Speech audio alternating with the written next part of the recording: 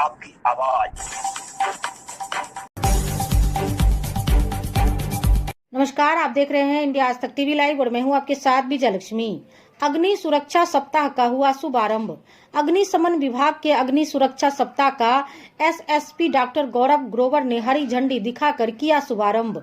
आपको बता दें कि अग्निशमन विभाग द्वारा 14 अप्रैल से 20 अप्रैल तक अग्नि सुरक्षा सप्ताह 2021 मनाया जा रहा है।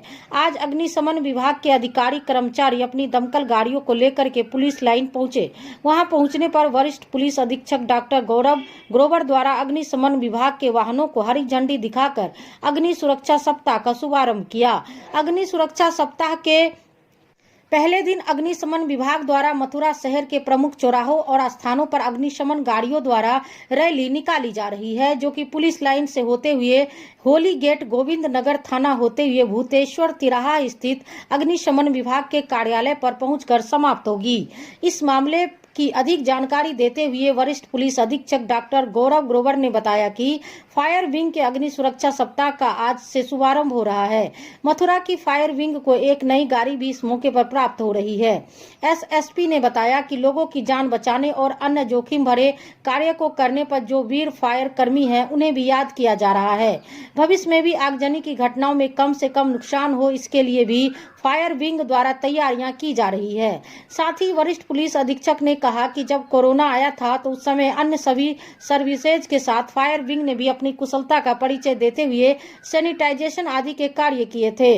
अभी कोरोना की जो दूसरी लहर आई है, इसमें भी फायर सर्विसेज का इस्तेमाल किया जा रहा है।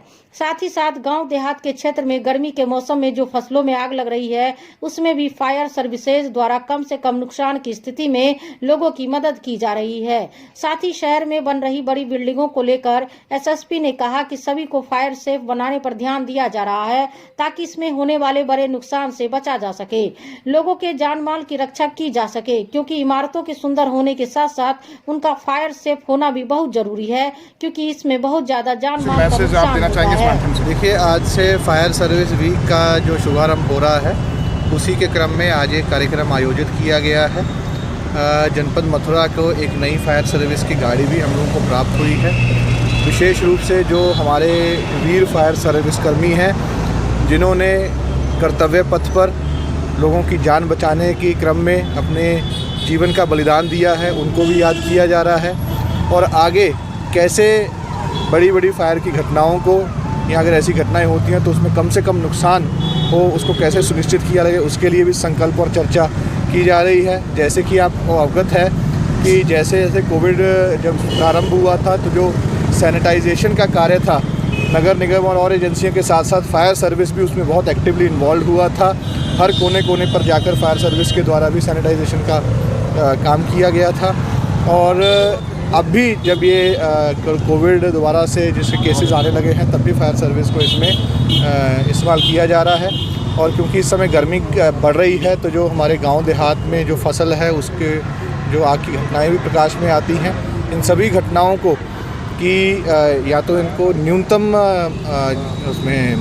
न्यूनतम इसमें नुकसान हो, उसके लिए हम लोग कटिबद्ध हैं। और मुझे पूर्ण आशा है कि हमारे फायर सर्विस के जितने भी अधिकारी और कर्मी हैं, वो पूरे मनोयोग से काम करेंगे और हमारे संकल्प को सफल बनाएंगे। शहर की प्रतिष्ठा उसको सुंदर बनाने के लिए, मजबूत बनाने के लिए अपना पूरा प्रयास करते हैं। उसी तरह से, उतनी ही प्राथमिकता से उसको फायर सेफ बनाने का भी हम लोगों को संकल्प लेना पड़े, क्योंकि जब भी कभी ऐसी घटना होती है तो बहुत बड़ा नुकसान होता है, जान का भी, माल का भी और अन्य चीज़ों का भी नुकसान होता है। तो उस चीज़ को दृष्टिगत रखते हुए जितना पैसा या जितनी मेहनत हम लोग उसको सुंदर और सुदृढ़ बनाने में लगाते हैं, उतना ही मेहनत और उतनी ही प्राथमिकता हमें उसको फायर सेफ बनाने में लगाते हैं।